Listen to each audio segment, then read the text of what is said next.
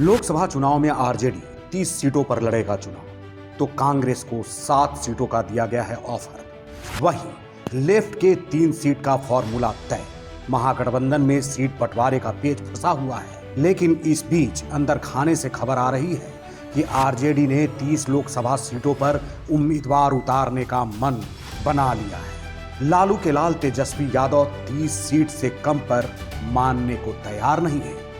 हालांकि अभी इस संबंध में पार्टी की ओर से कोई आधिकारिक बयान नहीं जारी किया गया है, लेकिन बताया जा रहा है कि आरजेडी ने कांग्रेस को 7 सीट तो लेफ्ट को 3 सीट देने का मन बनाया है। यदि ये खबर पक्की है तो महागठबंधन में सीट बंटवारे को लेकर ऑल इज वेल नहीं दिख रहा है, क्योंकि कांग्रेस बिहार में अभी तक 15 सीटों पर अपना दावा ठोकती रही है।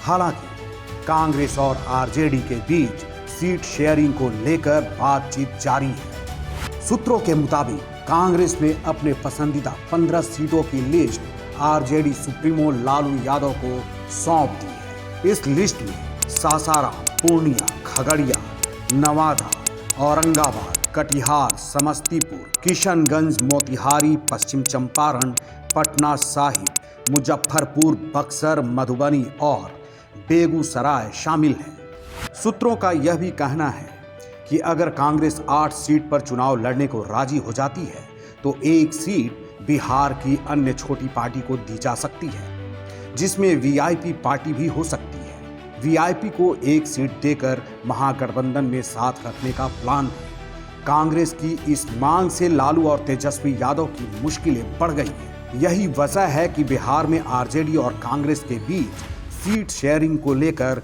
अब तक स्पष्ट फार्मूला सामने नहीं आया है। कांग्रेस की अधिक सीटों की डिमांड ने आरजेडी सुप्रीमो लालू प्रसाद यादव की टेंशन बढ़ा दी है। दूसरी ओर तेजस्वी यादव भी 30 से कम सीट पर लड़ने को तैयार नहीं है। अगर हम बात करें पिछले लोकसभा चुनाव की, तो गठबंधन में कांग्रेस को 9 सीटें दी गई थी, लेकिन वह केवल किशनगंज में ही जीत हासिल कर पाई थी, जबकि दूसरी ओर आरजेडी एक भी सीट नहीं जीत पाया था। ऐसे में कांग्रेस और आरजेडी सीट शेयरिंग का मामला कैसे सुलझती है, ये देखने वाली बात होगी।